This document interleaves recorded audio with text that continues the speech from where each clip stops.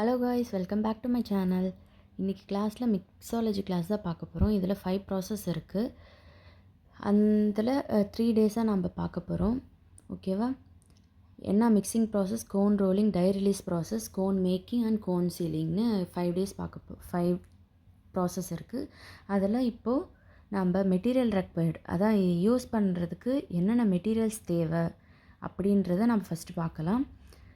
அதில் ஃபர்ஸ்ட்டு எண்ணெய் பவுடர், இதுதான் பிஏக்யூ பவுடர், ஸ்ட்ரிங்கி கன்சிஸ்டன்சி கொடுக்கக்கூடிய எண்ணெய் பவுடர்.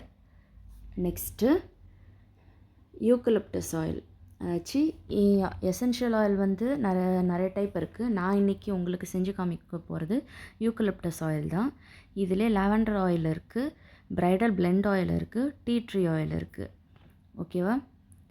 இதில் நான் இன்றைக்கி உங்களுக்கு காமிக்க போகிறது யூக்கலிப்டஸ் ஆயில். Next sugar. இதில் 2 சுகர் யூஸ் பண்ணிக்கலாம். ஒன்று ப்ரௌன் சுகரும் யூஸ் பண்ணலாம், ஒயிட் சுகரும் யூஸ் பண்ணலாம். ஆனால் இன்றைக்கி நான் உங்களுக்கு காமிக்கிறது ஒயிட் சுகர். ஓகேவா? நெக்ஸ்ட்டு தேவையான அளவுக்கு வாட்டர் யூஸ் பண்ணிக்கிறதுக்கு. Next measuring cup. ஆயில் வந்து மெஷர் பண்ணி ஊற்றுறதுக்காக மெஷரிங் கப். நான் எடுத்துருக்கிறது வந்து 50 ml மெஷரிங் கப் எடுத்திருக்கேன் இன்றைக்கி. நெக்ஸ்ட்டு ஸ்டாக்கிங் வந்து பேஸ்ட் வந்து ஃபில்ட்ரு பண்ணுறதுக்காக, அதான் அந்த லம்ஸ்லாம் இல்லாத மாதிரி ஃபில்ட்ரு பண்ணுறதுக்காக நம்ம ஸ்டாக்கிங் எடுத்துக்கிறோம். நெக்ஸ்ட்டு மிக்ஸ்சருக்காக ஸ்பேச்சுலா, நெக்ஸ்ட்டு டேப்பு, அப்புறம் கட்டர். செலோ ஷீட்ஸ் வந்து ப்ராப்பராக கட் பண்ணுறதுக்கு நம்ம கட்டர் யூஸ் பண்ணி கட் பண்ணால் தான் ப்ராப்பராக வரும். ஸோ அதுக்கான கட்டர். நெக்ஸ்ட்டு பின்னு. இன்றைக்கி நான் உங்களுக்கு காமிக்கக்கூடிய பின் இது வந்து 0.32 mm பின்னு. ஓகேவா? இந்த பின்னு வந்து ஆக்சுவலாக போர்ட்ரேட்ஸ்லாம் பண்ணுவாங்கள்ல, அதுக்கு யூஸ் பண்ணுவாங்க. இதை நார்மலாக ட்ரா பண்ணுறதுக்கு இது யூஸ் பண்ண மாட்டாங்க. போர்ட்ரேட்ஸ்லாம் வரைகிறதுக்கு இந்த சைஸ் பின் யூஸ் பண்ணால் ரொம்ப அழகாக மினிமலாக நமக்கு கரெக்டாக வரும். பட் நார்மலாக நம்ம நார்மல் டிசைன் போடணும் அப்படின்னா 0.5 mm பின்னு போட்டாவே போதும் நமக்கு. ஸோ நீங்கள் எல்லாம் 0.5 mm பின் யூஸ் பண்ணி கோன் ரோல் பண்ணாலே அதுவே போதும். நல்லா அட்வான்ஸ்டாக யூஸ் பண்ணுறவங்கள 0.32 mm சைஸ் யூஸ் பண்ணுவாங்க. Next rubber band. நான் வந்து இன்றைக்கி ரப்பர் பேண்ட் தான் யூஸ் பண்ணியிருக்கேன். எதுக்குன்னா கோன் சீல் பண்ணுறதுக்கு. அந்த பேஸ்ட் ரெடி பண்ணிட்டு பைப்பிங் ஷீட்டில் ஊற்றிட்டு சீல் பண்ணுறதுக்கு நீங்கள் ரப்பர் பேண்டும் யூஸ் பண்ணலாம், இல்லை கிளிப்பும் யூஸ் பண்ணலாம். பட் ரப்பர் பேண்ட் வந்து நமக்கு தகுந்த மாதிரி அஃபோர்டபுளான ப்ரைஸில் கிடைக்கும். ஸோ அதனால் கிளிப்புக்கு பதில் ரப்பர் பேண்ட் இன்றைக்கி உங்களுக்கு காமிச்சிருக்கேன். நெக்ஸ்ட்டு பைப்பிங் பேக் வந்து 3-4 வெரைட்டிஸ் இருக்குது. மேக்ஸிமம் 3 தான் எல்லாம் யூஸ் பண்ணுவாங்க. Small, medium and large. Extra large வந்து நல்லா பல்காக ரொம்ப நிறையா பண்ணுறவங்க எக்ஸ்ட்ரா லார்ஜ் யூஸ் பண்ணுவாங்க. இன்றைக்கி நான் எடுத்துருக்கிறது ஸ்மால் சைஸ் தான். நெக்ஸ்ட்டு மிக்சிங்க்கு பவுலு. அடுத்தது நெக்ஸ்ட்டு வந்து வெயிட் மிஷின். நான் வந்து வெயிட் மிஷின் வந்து உங்களுக்கு ஸ்க்ரீனில் பிக்சரை போட்டிருக்கேன், அதை பார்த்துக்கோங்க. வெயிட் மிஷின் வந்து இந்த பவுட்ரெல்லாம் மெஷர் பண்ணி போடுறதுக்காக யூஸ் பண்ணுறதுக்கு. அப்புறம் நெக்ஸ்ட்டு வந்து செலோடேப் டிஸ்பென்சர். இப்போ நான் செலோடேப் டிஸ்பென்சர் இப்போ ரைட் நவ் யூஸ் பண்ணலை, பட் உங்களுக்கு ஸ்க்ரீனில் நான் கொடுத்துருக்கேன், பார்த்துக்கோங்க. செலோடேப் டிஸ்பென்சர் யூஸ் பண்ணால் ரொம்ப யூஸ்ஃபுல்லாக இருக்கும் நம்ம செலோடேப் கட் பண்ணுறதுக்கு. அடுத்து பார்த்தீங்கன்னா செலோ ஷீட். இதில் 3 டைப்ஸ் இருக்குது.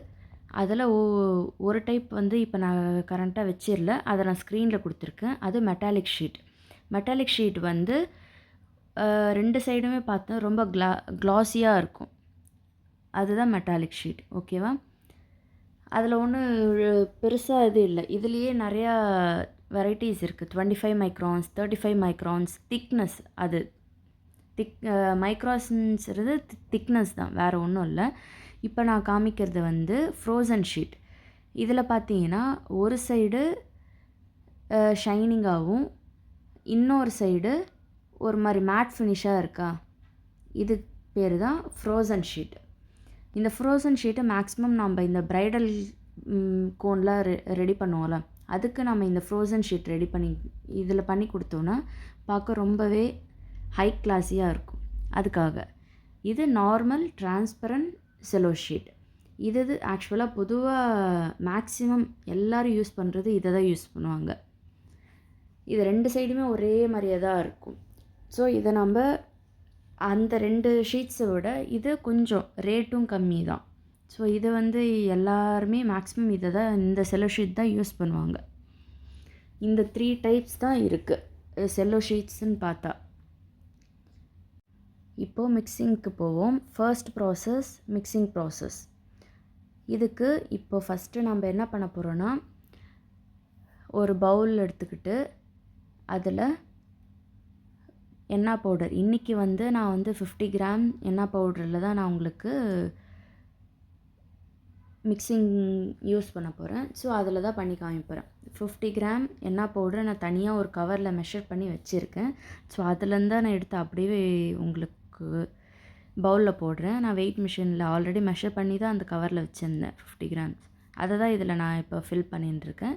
பட் நீங்கள் போடும்போது வெயிட் மிஷினில் மெஷர் பண்ணி போடுங்க, ஓகேவா?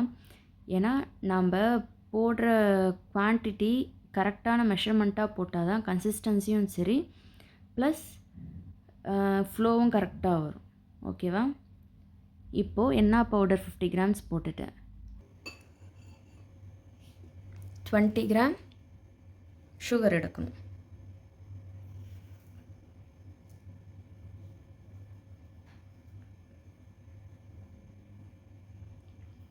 எனக்கு அளவு நான் போட்டு பழகிட்டனால நான் அளவு எனக்கு தெரியும்.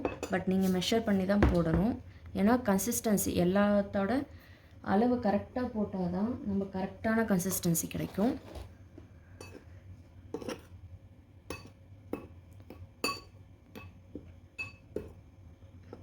ஓகேவா? 50 கிராம்ஸ் எண்ணெய் பவுடருக்கு 20 கிராம்ஸ் சுகர் போட்டு மிக்ஸ் பண்ணிவிடுங்க. அதை மிக்ஸ் பண்ணிவிட்டு அதில் கொஞ்சம் கொஞ்சமாக தண்ணி ஊற்றி மிக்ஸ் பண்ணுங்கள்.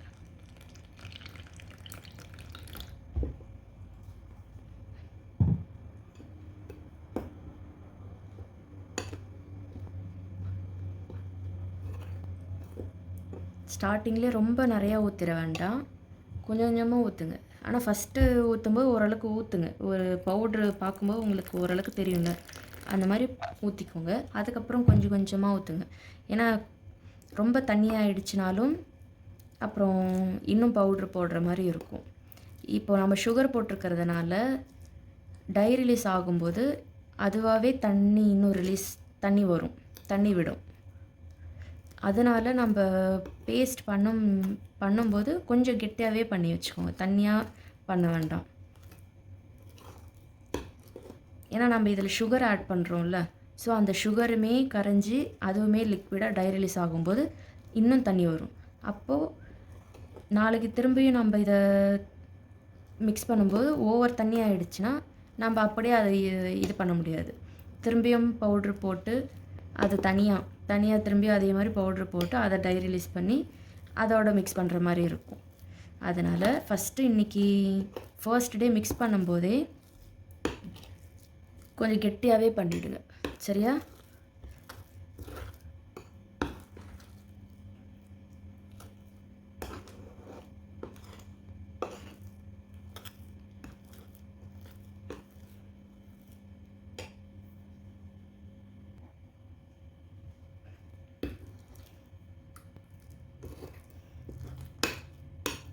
அதை நல்லாவே மிக்ஸ் பண்ணுங்கள், ஏன்னா கட்டியாக இல்லாத மாதிரி இருக்கும்.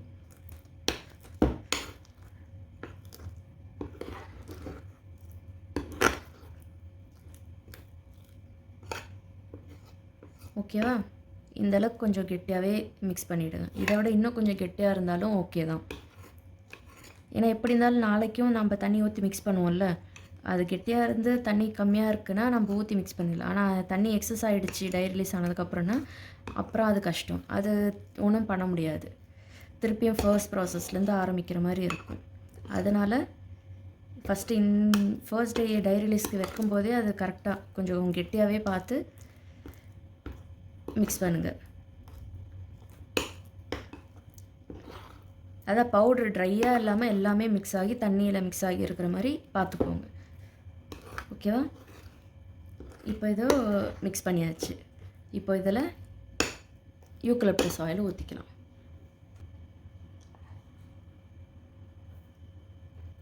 ஓகேவா?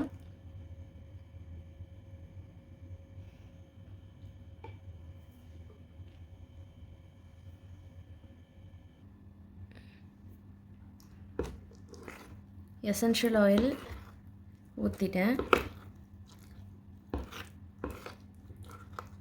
எனக்கு வந்து அளவு போட்டு பழக்கமானதுனால நான் வந்து மெஷர் பண்ணி போடலை, நான் அப்படியே போட்டுட்டேன். ஆனால் நீங்கள் ஃபர்ஸ்ட் டைம்லாம் ட்ரை பண்ணும்போது கண்டிப்பாக எல்லாமே கரெக்டான அளவில் நீங்கள் போடணும்.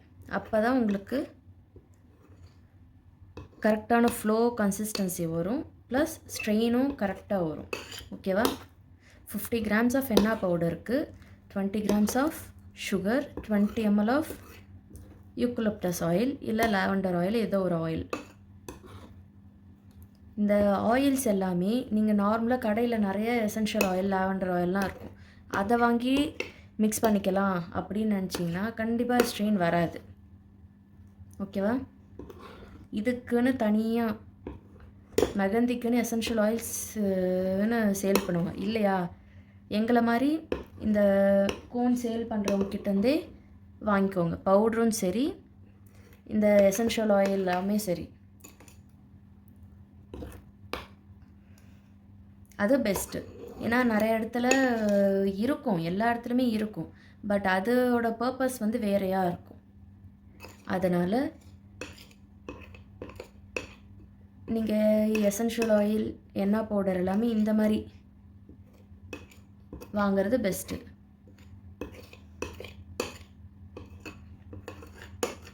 இது அவ்வளோதான். இந்த ஆயில் ஊற்றுனதுக்கப்புறம் ரொம்ப போட்டு மிக்ஸ் பண்ண வேண்டாம், சரியா? இப்போது இந்த ஸ்பூனில் இருக்கிறத நான் ஜஸ்ட் ஒரே ஒரு ஃபிங்கர் வச்சு இதை ரிமூவ் பண்ணி பவுல்லே போட்டுருந்தேன்.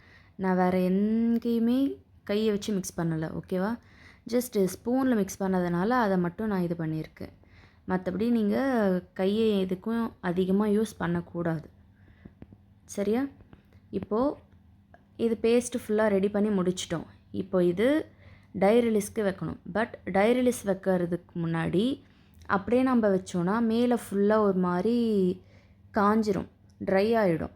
ஸோ அந்த மாதிரி ஆகக்கூடாதுன்றதுக்காக சும்மா கொஞ்சமாக தண்ணி மேலே அப்படியே அந்த பேஸ்ட் மேலே நான் லைட்டாக தெளித்து அப்படியே டேப் பண்ணி விட்டுருங்க ஃபுல்லாக. அந்த மாதிரி டேப் பண்ணி விட்டோன்னா மேலே இருக்கிற லேயர் வந்து ட்ரை ஆகாது. ஏன்னா இப்போ நம்ம கோன் மேக் பண்ணும்போது ட்ரையாக இருந்ததுன்னா அது ஒரு மாதிரி லம்ஸ் மாதிரி நமக்கு வரும். ஸோ அந்த மாதிரி ஆகக்கூடாதுன்றதுக்காகத்தான் இந்த மாதிரி மேலே லைட்டாக தண்ணி தெளித்து ஜஸ்ட் அப்படியே லைட்டாக டேப் பண்ணுங்கள். டேப் பண்ணால் அது உங்களுக்கு ஒட்டாது, கையிலையோ ஸ்பூனில் எதில் பண்ணாலுமே ஒட்டாது கையில். ஸோ டேப் பண்ணிவிட்டு ஜஸ்ட் அந்த பேஸ்ட் மேலே ஜஸ்ட் ஒரு கோடு மாதிரி, ஒரு சும்மா ஸ்கொயர் மாதிரி சும்மா கோடு மாதிரி போட்டு விடுங்க. ஓகேவா? ஏன்னா அப்போ தான் மேலே தெளித்த தண்ணி வந்து அது கொஞ்சம் உள்ளே போய் அது சுற்றி ஃபுல்லாக காய விடாமல் அப்படியே பார்த்துக்கும், அதுக்காகத்தான், சரியா? இப்போது இது டை ரிலீஸ்க்கு நம்ம ஓவர் நைட் வைக்கணும். மேக்ஸிமம் 8 to 12 hours ஷியோராக நீங்கள் டை ரிலீஸ்க்கு வைக்கணும், சரியா? ஏன்னா அப்படி வச்சாதான் அதோட கலர் என்ஹான்ஸ் ஆகி நமக்கு நல்லா கலர் கொடுக்கும். நம்ம கையில் வைக்கும்போது மினிமம் 8 hours வைக்கணும். அதே மாதிரி டார்க் பிளேஸில் வைக்கணும். எங்கேயுமே லைட் வெளிச்சம் படுற மாதிரியான பிளேஸில் வைக்கக்கூடாது. இதை ஏதாவது ஒரு கேப் போட்டு மூடி போட்டு மேலே மூடி டார்க்கான பிளேஸில் வெளிச்சமே படாத இடத்துல வச்சுருங்க. வச்சு ஒரு 8 to 12 hours விட்டுறணும். அதுக்கப்புறமா எடுத்து டை ரிலீஸ் பாருங்கள். இப்போ திடீர்னு உங்களுக்கு என்ன கேட்டிங்கன்னா, சாயந்தரம் இந்த பேஸ்ட் வந்து மிக்ஸ் பண்ணிவிட்டு சாயந்தரம் வச்சுட்டு காலையில் நீங்கள் எடுத்து கோன் ரெடி பண்ணிக்கலாம். ஏன்னா ஓவர் நைட்டு விடுறது இன்னுமே நல்ல பெஸ்ட்டு. இல்லை அர்ஜெண்ட்டாக தேவை அப்படின்னு பட்சத்தில் இப்போ காலையிலவே நீங்கள் பேஸ்ட் மிக்ஸ் பண்ணி வச்சிட்டிங்க அப்படின்னா சாயந்தரத்துக்குலாம் யூஸ் பண்ணலாம். ஒரு 8 ஹவர்ஸ் கண்டிப்பாக இருக்கும், அதில் டை ரிலீஸ் ஆகிருக்கும். சரியா? அந்த மாதிரி நீங்கள் யூஸ் பண்ணிக்கலாம். இப்போது தண்ணி எக்ஸஸ் ஆகிடுச்சி அப்படின்னா நீங்கள் திரும்பவும் நீங்கள் ஃபஸ்ட்லேருந்து தனியாக பவுட்ரு, திரும்ப அதே மாதிரி ஸ்டார்டிங்கில் ப்ரொசீஜர் சுகர், ஆயில் எல்லாம் போட்டு மிக்ஸ் பண்ணி தனி பேஸ்ட்டாக ரெடி பண்ணி அப்புறமா அதை டை ரிலீஸ் பண்ணி விட்டு அதை இதோட மிக்ஸ் பண்ணுற மாதிரி இருக்கும். ஸோ மிக்ஸ் பண்ணும்போதே நல்லா கெட்டியாக மிக்ஸ் பண்ணி வச்சுருங்க, அதுதான் பெஸ்ட்டு. ஓகேவா? இன்றைக்கி நாம் மிக்சிங் ப்ராசஸ் பார்த்துட்டோம். நாளைக்கு நம்ம கோன் எப்படி ரோல் பண்ணுறதுன்னு பார்ப்போம். ஓகேவா? பாய்.